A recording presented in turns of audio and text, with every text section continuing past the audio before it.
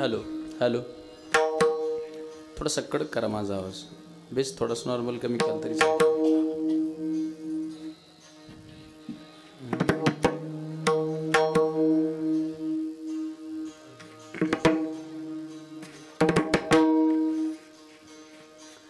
रूप पाहता लोचनी, रूप पाहता लोचनी, रूप पाहता लोचनी, रूप पाहता लोचनी, रूप पाहता लोचनी, रूप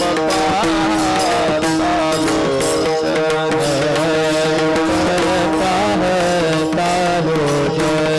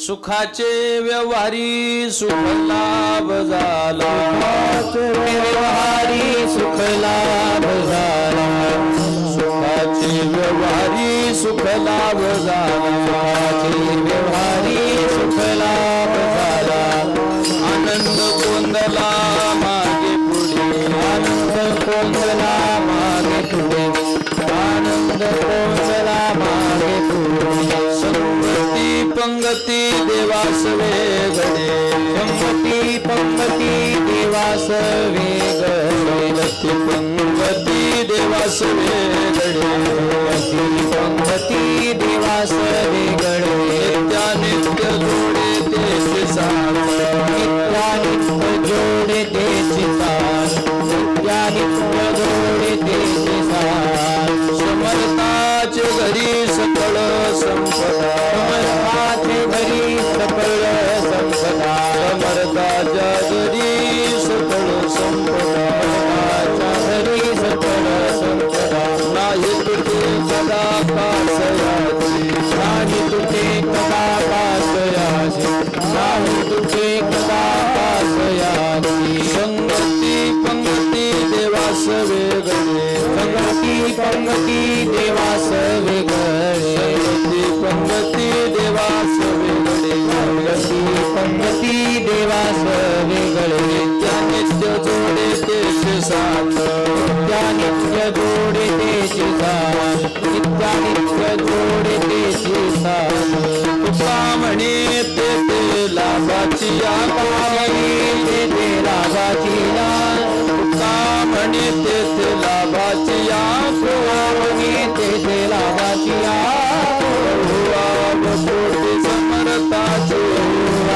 कोटी समर्थाचे, भगवान कोटी समर्थाचे, कामणी तेथे लाभाची कोटी, कामणी तेथे लाभाची कामणी तेथे लाभाची कामणी तेथे लाभाची वाव कोटी समर्थाचे, बहुवाव कोटी समर्थाचे, बहुवाव कोटी समर्थाचे, संगती पंगती देवास वेगळे, पंगती देवास वेगळे, पंगती देवास वेगळे, देवास वेगळे, नित्य जोडे तेची साथ, नित्य जोडी तेची साथ, नित्यानित्य जोडी तेची साथ, पार कुमारी जय डोंबार माई, जय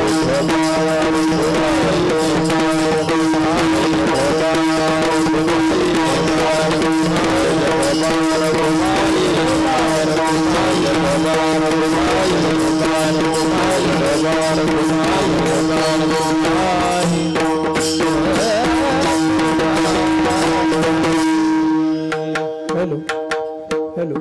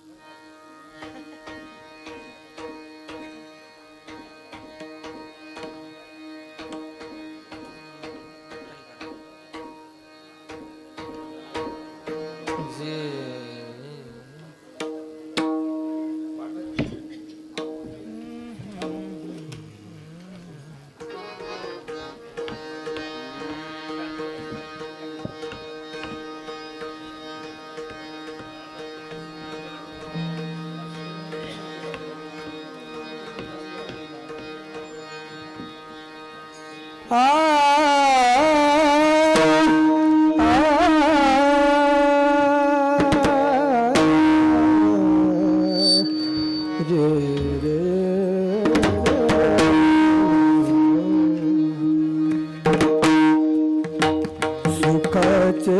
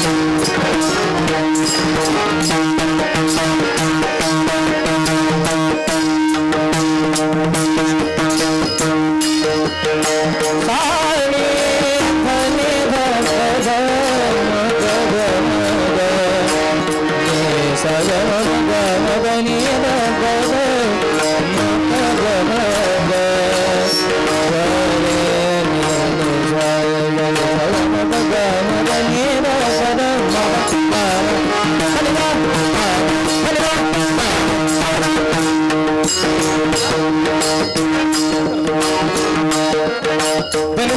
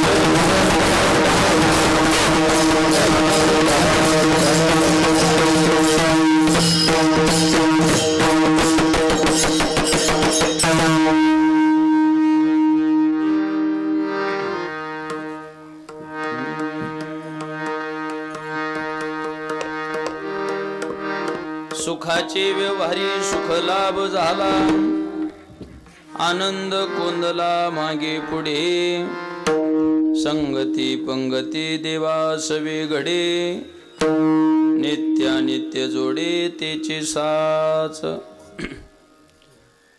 समर्थाच्या घरी सकळ संपदा नाही तोटे कदा कासयाचे संगती पंगती देवासवे घडे नित्य जोडे तेचे साच तुका म्हणे थे लाभाची कोटी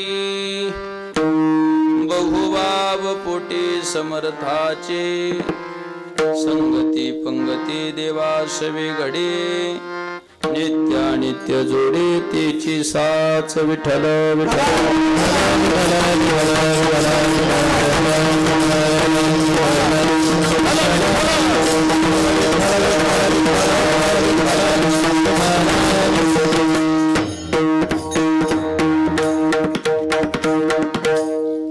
विभुं वेणुनादं चरन्तं दुरन्तं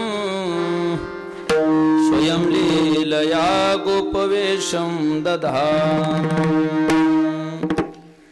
गवामृन्दकानन्दनं चारुहासं परब्रह्मलिङ्गं भजे पाण्डुरङ्गं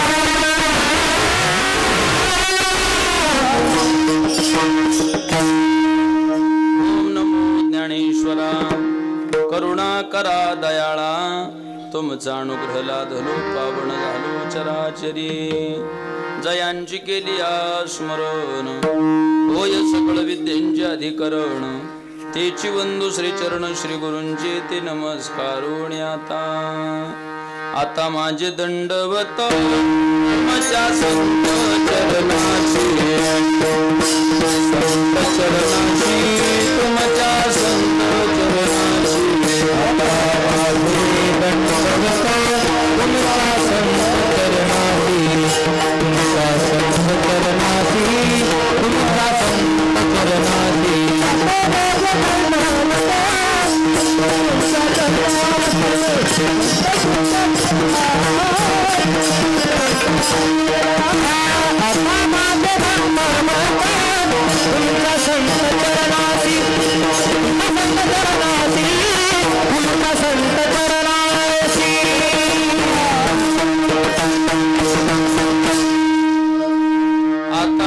दंडवत तुमच्या संत चरणाशी सुखाच्या व्यवहारी सुख लाभ झाला आनंद कोंदला मागे पुढे संगती पंगती देवासवे घडे नित्य जोडे तेचे साच प्रस्तुत प्राप्त प्रसंगी कीर्तन रूपी सेवेकरता निवडलेला अभंग महान वैष्णव भक्त देवचे सुप्रसिद्ध साधू वारकरी संप्रदायाच्या कळसस्थानी विराजमान असणारे जगद्वंदनीय जगद्गुरु तुकाराम महाराज यांचा चार चरणाचा साधा सरळ सोपा सर्वांच्या परिचयाचा अभंग असून अभंगाच्या माध्यमातून जगद्गुरु तुकोबाराय सुखाच्या व्यवहारानं स्वतःला कसा सुखाचा लाभ झाला याची अनुभूती आजच्या अभंगात स्पष्ट करतात.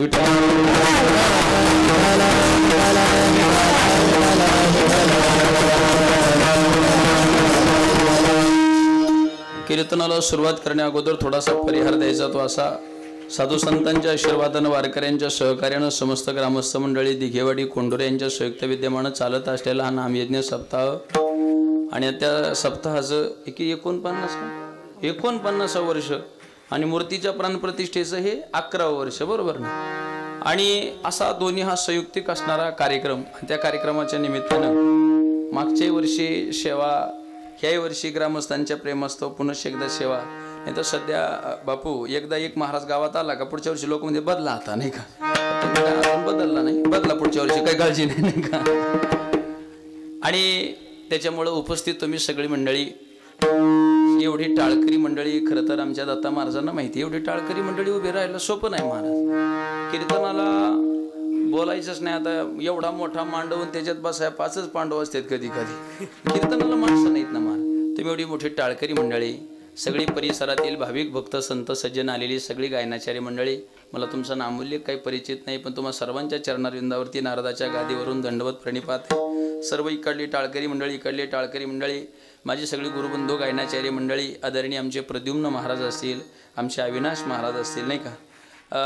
ज्यांचा पखवाद म्हणजे वंदे भारत एक्सप्रेस आहे महाराज, नाही का? ती आता थोडी कोरोनापासून त्यांची तब्येत थोडीशी झाल्यामुळे ती थोडीशी आली, पण ती येईल परत रुळावरती, नाही का? आणि खरं तर ज्यांचा पखवाद अगदी सुंदर स्पष्टता ज्यांच्या पखवादाच्या बोलामध्ये आहे, आदरणीय माझे जिवलग मित्र आमचे अनिल महाराज गेले 8 दिवसापासून कार्यक्रमासाठी आहेत. आदरणीय महाराजांचं नाव काय बाळा? सोहम महाराज. सोहम महाराज मानकर, नाही का? वयाच्या मानानं महाराजांची सुद्धा चांगली तयारी झाली, त्याच्याबद्दल त्यांनाही धन्यवाद देतो सर्वांच्या वतीने. माझ्या समवेत आले माझे जिवलग मित्र मृदंगाचार्य हरिभक्तीपरायण सौरभ महाराज, आपल्या गावचे वैभव असणारे आमचे मित्र आमचे राजेश महाराज असतील, आणि विशेष कार्यक्रमासाठी ज्यांची उपस्थिती ते आमचे परमार्थ स्नेही युवा कीर्तनकार. पण महाराज मला वाटतं मागच्या वेळेला गायला होते तुम्ही का? गायलं का? माझं कीर्तन नाही ना गायलं, पण परिचय असल्यामुळं प्रेमा खातर महाराज कीर्तनासाठी खरं तर एवढ्या लांबून या ठिकाणी उपस्थित झाले. आमचे दत्ता महाराज दोन्ही महाराजांनाही कोटी कोटी धन्यवाद देतो. आमचे रुपेश भाऊ चोरगे सुद्धा एवढ्या लांबून कार्यक्रमासाठी आले, तुम्हालाही धन्यवाद. आमचे विक्रमदादा मोहोळ सुद्धा कार्यक्रमासाठी संबंध ग्रामस्थ मंडळी सगळी त्यांच्या समोर आलेल्या सगळ्या मंडळींना कोटी कोटी धन्यवाद. आता नाही काही धन्यवाद देत बसत नाही, आधीच टाइम झालाय. पण तुम्ही 7:15 चालू केले, मी 9:15 नेणार आहे. विठ्ठल विठ्ठल.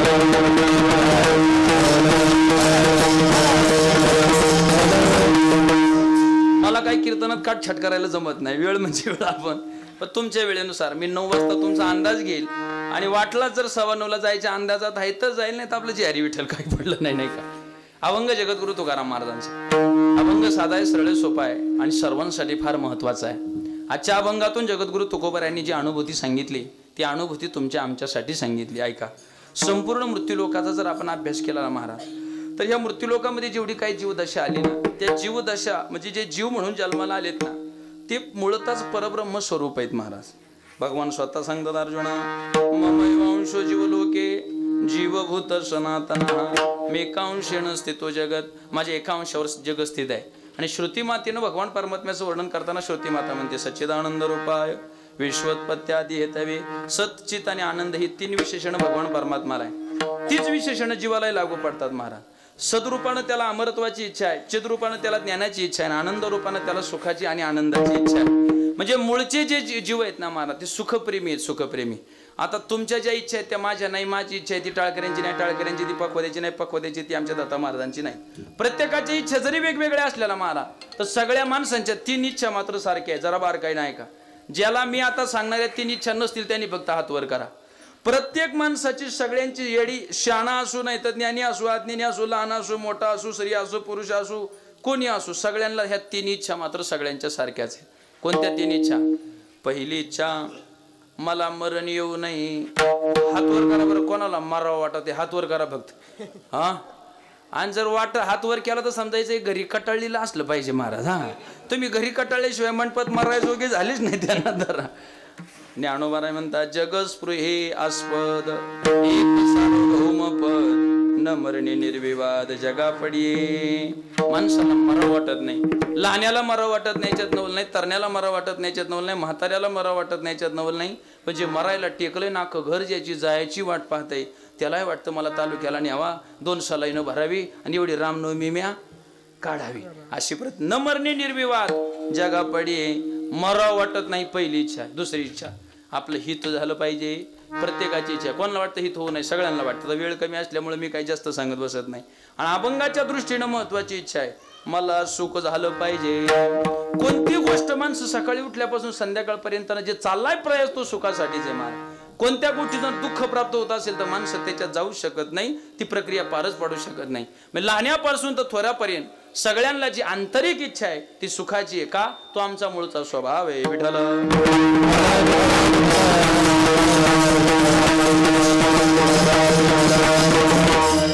आणि माणसाचा मूळचा स्वभाव माणसाला शांत बसू देत नाही. आता एवढे इथं सगळे जण उभे, यातले बरेचसे गायक, सगळ्यांना माईको चान्स काही मिळाला नाही. इथं बरेचसे पखवादे, त्यांना काय पखवाद्यावर चान्स मिळाला नाही.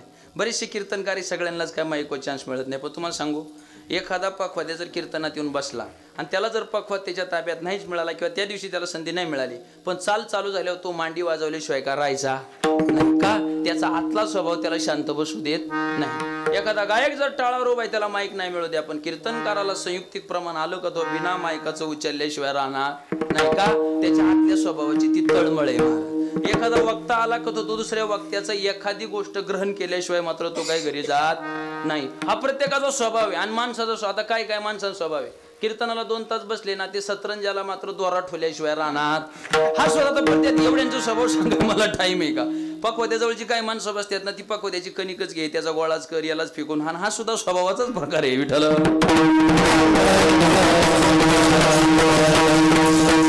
मला काय सांगायचं, आतला स्वभाव एक ना एक दिवस उफाडून बाहेर येतो महाराज. अकबराच्या इथं तानसेनचं गायन होतं दोन्ही महाराज. तानसेनचं गायन हे असं, तानसेन बसला गायला, त्याची तयारी झाली, मोठा सभामंडप व्यासपीठावर तानसेन बसला. हे भरपूर लोक कीर्तन त्याचं ते गायन ऐकायला आले. आता काही लोक इथं पुढे बसले आणि असं अकबर बसला, इकडे बिरबल बसतात. तानसेनचं गायन चालू झालं. तानसेननी आलाप गायला आणि अभंग गायला. अभंग समेवर आला की खाली बसलेली लोकांनी अशी टाळी वाजवायची. महाराज टाळी कोण वाजवतो समेवर माहितीये का? जो त्यातला ज्ञाता आहे त्याला पटकन कळतं टाळी इथं आली, तो पटकन मान हलवतो, तो पटकन एखाद्या पक्वाद्याला दाद देतो, गायनाच्या एखाद्या चाळीला दाद देतो, कारण ते त्याला कळतं.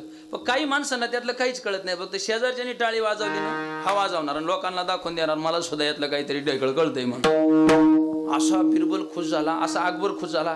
बिरबलला म्हणला, बिरबल बघ माझ्या राज्यातले लोक संगीत क्षेत्रातले किती ज्ञाते आहेत. बिरबल म्हणला, तसं काही नाहीये, हे सगळे गाजर पारखे आहेत म्हणला, याच्यातले काही मोजकेच असतील जे वर्म पारखे आहेत. ते म्हणले कसं का? बिरबलनी काय केलं, दुसऱ्या दिवशी माईक घेतला हातामध्ये, म्हणले ऐका, दुसऱ्या दिवशी सुद्धा आता आपण तानसेनचं गायन ठेवलंय म्हणले, पण माझा नियम आहे, ह्या बघा, ह्या बाजूला एक फास आहे आणि ह्या बाजूला एक फास आहे. उद्या जर इथं तानसेनचं गायन चालू असताना जर का कोणी टाळी वाजवली आणि मान हलवली का त्याला उचलणार आणि आम्ही फासावं देणार. त्यातले जे निमे घरी गेले ते आलेच नाहीत महाराज. म्हणजे जायलाच नको, फाशी देण्यापेक्षा आपलं घरीच बसलेलं बरं. त्यातले निमे आले ते मागं बसले, काही जण पुढं बसले, काहींनी हात मागं ठेवले, काहींनी खिशात घातले. म्हणले टाळी वाजवायची नाही, कारण लोकांना तानसेनचं गायन कमी, त्या फासाचं जास्त टेन्शन आलं. म्हणले चुकून जर टाळी वाजली ते बिना बाबा फासावर जायला लागेल. पण ऐका, आलाप चालू झाला. बिरबलने अकबरला सांगितलं, म्हणजे जरा ध्यान धर, कोण याचे तज्ञ आहेत का, लय माना आली होती, आता किती माना आलतात ते. आणि मग ते अकबराचं लक्षच, महाराज अख्खा अभंग संपला, कोणीच टाळी वाजविना. पण त्यातले 2 वर्मज्ञ होते, ते पुढे बसले होते महाराज. त्यांनी एका याला नाही दाद दिली थोडंसं भीतीनं, पण ज्या वेळेला दुसरा अभंग चालू झाला तो रंगला आणि तानसेनची तो अभंग समेवर आला की दोघांनी टाळी, जशी टाळी वाजवली तशी बाकीच्यांनी टाळ्या वाजवल्या. म्हणले यांचं पुण्यतिथी दोघांची एकाच दिवशी आली, त्याच्याबद्दल धन्यवाद. म्हणजे आता एक ह्या फासावर जाणार, एक ह्या फासावर जाणार. लगेच बिरबल गेला, दोघांना आणलं, दोघांच्या अंगाचा काप. म्हणजे आम्हाला क्षमा करा, क्षमा करा. ती बिरबल म्हणली, तुम्हाला का क्षमा करायची, काय गुन्हा केला? म्हणजे आम्ही टाळी वाजवली. त्यांना वाटतं फासावर द्यायला लावलं का नाही. त्यांनी अकबरच्या पैसे दिले. म्हणले अकबर महाराज याला 1 लाख द्या आणि याला 1 लाख द्या. का? बाकी सगळे गाजर पारखे आहेत, हेच संगीतातले ज्ञाते आहेत. म्हणले फाशी आहे हे माहीत असून सुद्धा आतल्या स्वभावाने शांत बसू दिलं नाही. महाराज म्हणतात, अंतरीचे धावे स्वभावे बाहेरी, अंतरीचे धावे स्वभावे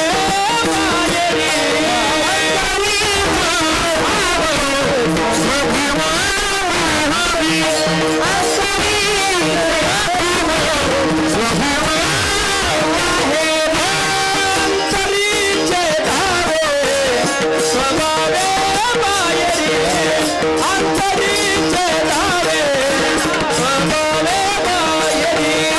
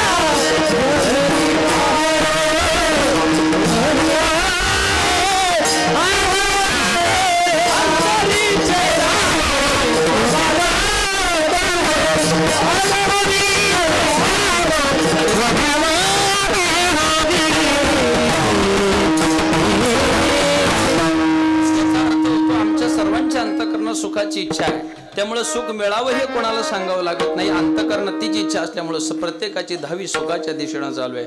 महाराजांनी आजच्या अभंगाची अनुभूती सांगितली ना, तुमच्या आमच्या हिताची आहे. ऐका, विको बंद करायचं, बोलायच्या टायमाला सगळ्या फॅसिलिटी बंद करायच्या, फक्त आवाज ठेवायचा, चालीच्या टायमाला द्यायचं सगळं असं बस.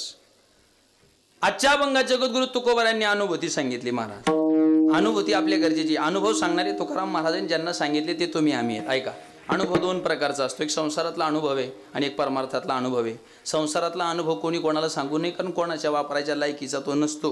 पण परमार्थात येणारा प्रत्येक अनुभव मात्र आपण जगाला सांगितलाच पाहिजे. संसारातले अनुभव सगळ्यांचे वेगवेगळे आहेत, पण परमार्थातला अनुभव महाराज सगळ्यांचा एक सारखाच आहे. परमार्थामध्ये जो ज्ञानोबारायांना अनुभव आहे तोच तुकोबारायांना अनुभव आहे, आणि जो तुकोबांना आहे तोच नाथांना आहे. पण संसारातला अनुभव सगळ्यांचा सारखा नाही. कोणी संसारात चांगलं म्हणले, बऱ्यापैकी कोणी चांगलं म्हणतच नाही. महाराज सोपं नाही. उगीच आता ते तुम्ही आमच्याकडे पाहताय, तुम्हाला वाटतं यांचं लय भारी आहे, आणि तुमच्याकडे आम्हाला पाहिलं आम्हाला वाटतं यांचं लय भारी आहे. पण विचार करायला गेलं तर कोणाचंच चांगलं नाही. एक पिंपरी चिंचवडमध्ये गेला आणि बूट घेऊन आला. बूट होता 11,000 रुपयाचं, आणि अख्ख्या कोंडूरमध्ये घालून हिंडायचं. अख्ख्या गावात सप्तेची चर्चा कमी, बुटाचीच चर्चा जास्त. सगळेच लोक म्हणजे काय बूट आणलं, काय बूट आणलं. म्हातारी माणसं म्हणली आमच्या हयात गेली पण असं 11,000चं बूट पाहिलं नाही. मग काल्याच्या दिवशी अनिल महाराज एक जण त्याला म्हणला काय बूट आहे. तो म्हणला तुझ्या पाया पडतो, फक्त बुटाचं नाव काढून. ते म्हणले काय झालं रे.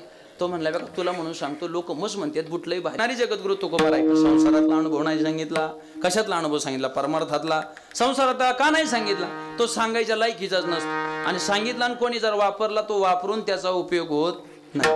दोघं नवरा बायको नेहमी वाद व्हायचा, झगडा व्हायचा. बायको थोडी कडक होती, कडक असल्यामुळे ती त्या नवऱ्याचं काही चुकलं की ती त्याला लाटण्यानीच मारायची. महाराज असे लाटणे खाऊन खाऊन त्याची पाठण जाम झाली.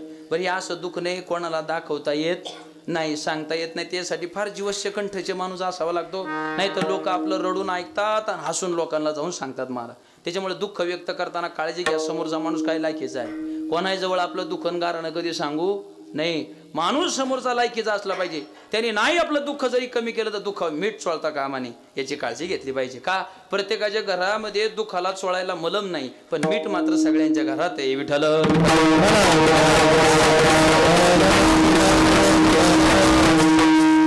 एक दिवस तो म्हणला मी आता मरतोच. मरायला गेला, जीव द्यायला गेला नदीच्या काठावर. तेवढ्यात एक मित्र भेटला.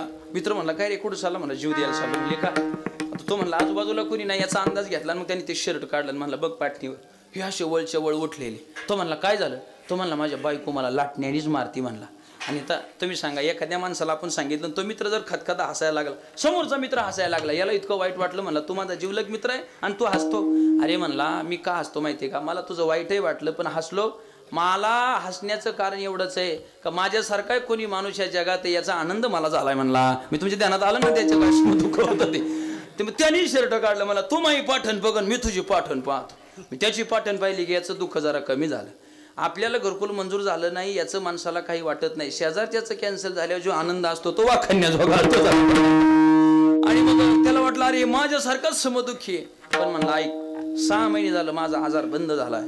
माझा अनुभव काय अनुभव हा घ्या. माझा अनुभव पुढचं नाही सांगायचं, एवढंच सांगायचं आता. अनुभव माझा म्हणले का, म्हणले बायको मला पण लाटण्यानं मारायची, पण मी आता नवीन उपाययोजना आणली, तेवढी तू वापर. माझा अनुभव वापर. ऐका, संसारातला अनुभव कामाचा नाही त्यासाठी सांग. म्हणले काय अनुभव आहे. म्हणले काय नाही, स्त्री ही फार स्तुतीप्रिय असते. म्हणले तिची स्तुती करायची. म्हणलं आता घरी गेला ना, जेवायला कसं बनवलं तर म्हणायचं फक्त एकच नंबर. काय म्हणायचं, तुम्ही मला सहकार्य करा. तुम्हाला औषध कधी कधी कोणाच्या उपयोगाला येईन काही सांगता येत नाही म्हणा. आणि ते म्हणले फक्त म्हणायचं एकच नंबर, दुसरं काहीच नाही. म्हणला कपडे कसे धुतले आणि एखादा डाग राहिला तर म्हणायचं वा एकच नंबर. अंथरून कसं टाकलं वेडवाकडं असलं तरी म्हणायचं वा एकच नंबर. काही केलं तर फक्त तू म्हणू वा एकच नंबर. तू म्हणला काय होईल. मला तुझा मार कमी होईल, काळजी करू नको, कारण मी हेच औषध वापरलं, हा माझा अनुभव तू वापर. मग ते संध्याकाळी घरी गेलं. बायको म्हणजे कुठे गेले होते एवढ्या वेळ. तो म्हणला गेलो होतो जरा बाहेर, या जेवून. मग तिने ते ताट वाढलं, त्याने ते जेवायला बसला. मित्राचा अनुभव आठवला. ते त्याने ती चपाती त्या भाजीत बुडून खाली. म्हणला मित्र म्हणला होता भाजी कशी झाली तर काय म्हणायचं, म्हणा ना हा असं वा एकच नंबर म्हणले, एवढंच म्हणायचं. आणि मग महाराज त्यांनी त्याचा अनुभव घेतला आणि बायकोला म्हणला वा काय सुगरणीनं भाजी बनवली, वा एकच नंबर. महाराज असं म्हणल्यावर तिनं मारावं का त्याला. तुमचं काय म्हणणे, रोज एकच लाटण्याने मारते, त्या दिवशी 2 लाटणी घेऊन आली त्याच्या पाठीमाग. ती म्हणाल महाराज हा काय प्रकार आहे. तिनं 2 लाटण्याने. तो म्हणला झालं काय. ती म्हणली हा लग्न होऊन 3 वर्ष झाले रोज पाट्याव मसाला वाटी ते लाईट नसल्याने एवढं भारी भाजी करते कधी माझं कौतुक नाही आणि आज शेजारच्या बायकून भाजी आणली म्हणतो वा एकच नंबर त्याच्यामुळं तुम्ही सुद्धा औषध वापरताना जरा ध्यानात धरा जर उद्योग झाला तर फक्त मला फोन करू नका विठ्ठल